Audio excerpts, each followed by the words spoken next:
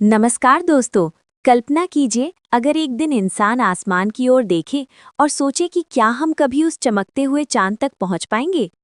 आज से लगभग 50 साल पहले ये सपना सच हो गया था और इस सपने को सच किया था दुनिया के सबसे ऐतिहासिक मिशन ने, अपोलो 11।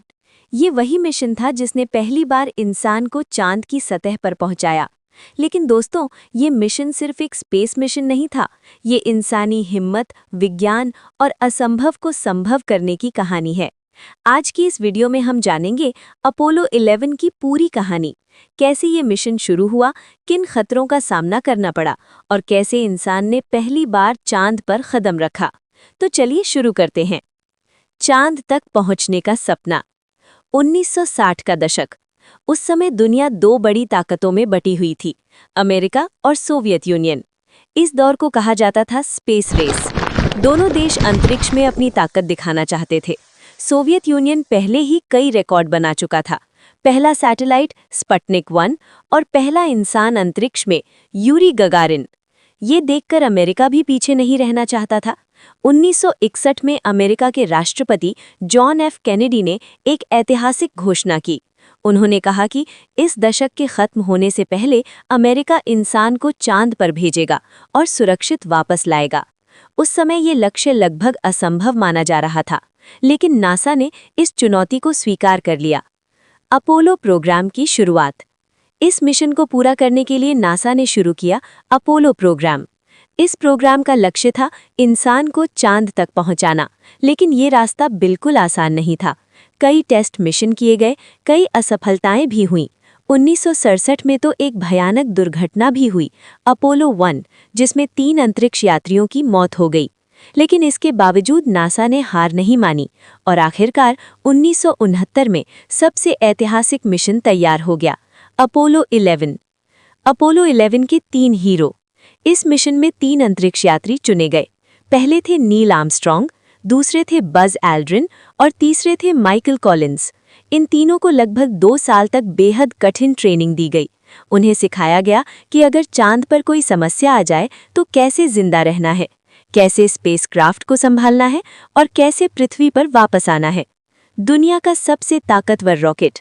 अपोलो 11 को चांद तक पहुंचाने के लिए इस्तेमाल किया गया इतिहास का सबसे शक्तिशाली रॉकेट, सैटर्न 5।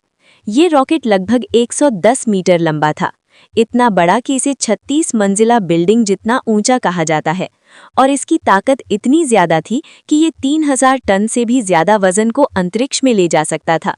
मिशन की शुरुआत। 16 जुलाई 1969 अमेरिका के केनेडी स्पेस सेंटर से अपोलो 11 लॉन्च किया गया। उस समय लगभग 10 लाख लोग लॉन्च देखने आए थे और करोड़ों लोग टीवी पर इसे लाइव देख रहे थे। जैसे ही काउंटडाउन खत्म हुआ, 3, 2, 1 और सैटर्न 5 रॉकेट आग और धुएं के विशाल बादल के साथ आसमान की ओर उड़ गया। ये मानव इतिहास के सबसे रोमांचक पलों में से एक था। चांद की यात्रा। अपोलो 11 को चांद तक पहुंचने में लगभग 4 दिन लगे। इस दौरान अंतरिक्ष यात्री स्पेसक्राफ्ट के अंदर ही रहे। वहां गुरुत्वाकर्षण लगभग नहीं था, इसलिए वे हवा में तैरते रहते थे। यात्रा के दौरान उन्होंने स्पेसक्राफ्ट की जांच की और चांद पर उतरने की तैयारी की। चांद की कक्षा में पहुंचना। 19 जुलाई 1969 को अपोलो 11 चांद की कक्षा में पहुंच गया। अब मिशन का सबसे खतरनाक हिस्सा शुरू होने वाला था, मून लैंडिंग। चांद पर उतरने की तैयारी। नील आर्मस्ट्रॉन्ग और बज एल्ड्रिन एक छोटे स्पेसक्राफ्ट में गए जिसे कहा जाता था अपोलो ल्यूनर मॉड्यूल ईगल, जबकि माइकल कॉलिंस मुख्य स्पेसक्राफ्ट में चांद की कक्षा में घूमते रहे। इतिहास का सबसे खतरनाक लैंडिंग। जब ईगल चांद की सतह की ओर उतर रहा था तो अचानक कंप्यूटर में एरर आने लगा और लैंडिंग क्षेत्र भी पत्थरों से भरा हुआ था। अगर वहां लैंडिंग होती तो मिशन खत्म हो सकता था, लेकिन नील आर्मस्ट्रॉन्ग ने मैन्युअली कंट्रोल संभाल लिया और आखिरकार 20 जुलाई 1969 को ईगल चांद की सतह पर उतर गया। इंसान का चांद पर पहला कदम। कुछ घंटों बाद नील आर्मस्ट्रॉन्ग ने स्पेसक्राफ्ट से बाहर कदम रखा और उन्होंने वो ऐतिहासिक वाक्य कहा, "That's one small step for a man, giant leap for mankind." यानी ये इंसान का छोटा कदम है, लेकिन मानवता के लिए बहुत बड़ी छलांग। उस पल को पूरी दुनिया ने टीवी पर लाइव देखा। चांद पर क्या किया गया? नील आर्मस्ट्रॉन्ग और बज एल्ड्रिन लगभग 2.5 घंटे तक चांद पर रहे। उन्होंने मिट्टी के सैंपल इकट्ठा किए, कई वैज्ञानिक उपकरण लगाए और अमेरिकी झंडा लगाया। उन्होंने लगभग 21 किलो चांद की मिट्टी पृथ्वी पर वापस लाई। पृथ्वी पर वापसी। चांद पर मिशन पूरा करने के बाद दोनों अंतरिक्ष यात्री वापस स्पेसक्राफ्ट में लौटे। फिर तीनों अंतरिक्ष यात्री पृथ्वी की ओर वापस चल दिए। 24 जुलाई 1969 को अपोलो 11 सुरक्षित रूप से पृथ्वी पर वापस आ गया। ये मानव इतिहास की सबसे बड़ी वैज्ञानिक उपलब्धियों में से एक थी। अपोलो 11 क्यों इतना महत्वपूर्ण था? अपोलो 11 ने दुनिया को दिखा दिया कि अगर इंसान ठान ले तो असंभव भी संभव हो सकता है। इस मिशन ने विज्ञान को नई दिशा दी, स्पेस टेक्नोलॉजी को आगे बढ़ाया और भविष्य के मिशनों का रास्ता खोला। आज भी जब हम चांद या मंगल पर मिशन भेजते हैं तो उसकी शुरुआत अपोलो मिशनों से ही हुई थी। दोस्तों, अपोलो 11 सिर्फ एक मिशन नहीं था, ये इंसानी जिज्ञासा, साहस और सपनों की जीत थी।